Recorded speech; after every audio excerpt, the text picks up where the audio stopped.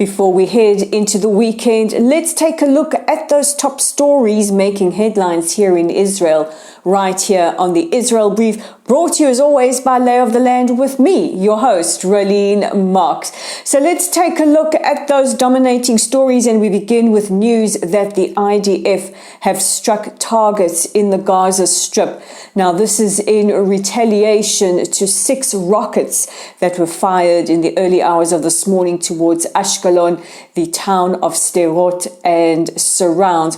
Now, it is believed that these rockets are in response to yesterday's raid in Nablus, where the IDF went to arrest 2 terrorists wanted for the murder of Staff Sergeant Ido Baruch in October last year.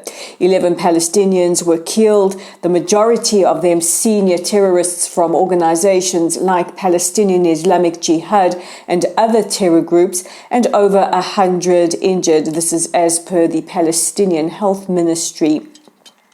Now, the 2 wanted terrorists refused to surrender and were killed in a heavy exchange of fire between Palestinian gunmen and the IDF.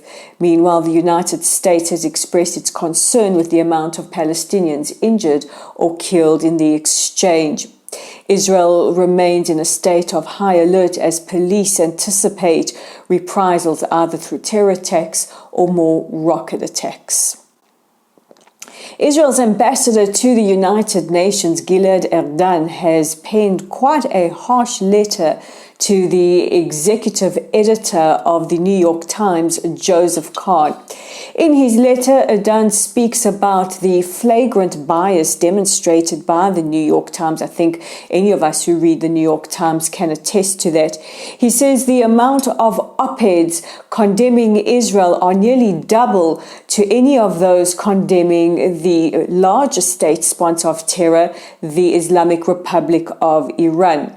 He says there are only a few articles, maybe about 4 of them, citing terror organizations like Hamas or Hezbollah, compared to 200 articles condemning the state of Israel.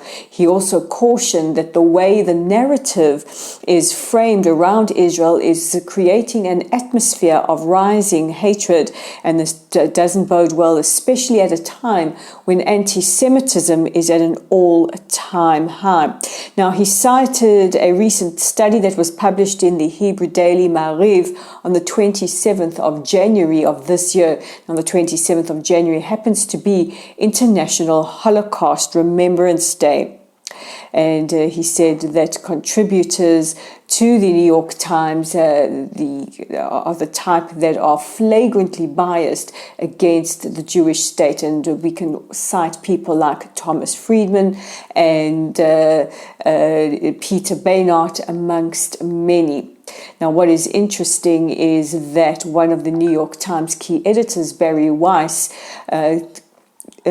quit several years ago because of a growing atmosphere of intolerance towards pro-Israel or Zionist staff. We now go to the United Arab Emirates, host to the I2U2 Business Forum. No, I'm not talking about the Irish rock band. I'm talking about a business forum comprised of Israel, India, the United States, and the United Arab Emirates. Now, the meeting took place at the same time as IDEX and NAVDEX. These are 2 major defense exhibitions that take place in Dubai and Abu Dhabi. But on the topic of discussion was not just defense, but also issues around green technology. Climate change is a big issue around the world, and many countries are looking to lead in the fight against climate change, as well as food insecurity. Now, this looks like this will be seeing an increase in cooperation and business in the years to come. A really, really welcome development. And our final development now takes us to Oman in a historical moment today. Oman opened its airspace to Israeli airliners.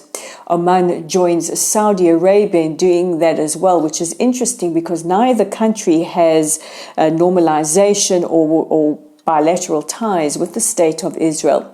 In fact, instead of moving towards the Abraham Accords, the Sultanate of Oman has moved away, tightening up their laws that prohibit Omanis from doing any business or having any interaction with Israelis. Israel's Foreign Minister Eli Cohen thanked the Omanis and also thanked the Biden administration for helping to make this possible. He said that not only will this significantly cut down the time to fly from Israel to Asia, but could also possibly lower costs. I think we all would welcome a lowering in airline costs. So that brings me to the end of today's edition of the Israel Brief. Don't forget, if you're looking for content this weekend, look no further than our website at www.layoftheland.online. All our archived material is there, our Israel briefs, interviews, articles on a whole range of topics. Hey, you can spend hours just browsing our website. Our YouTube channel is at the Israel Brief. If you haven't already liked or subscribed, please do so, and don't forget to share with your friends as well. We really want to grow our online community, and that includes our Facebook page at Lottel's site. If you do see us, please like us, follow us, share our content. We know that Facebook is making it more and more difficult for people to view this kind of content, and we're on Twitter at Lay of the Land 5. I'm Raylene Marks. I want to wish you all a safe and a healthy weekend. Shabbat Shalom, and we'll catch up with each other for your top stories on Monday.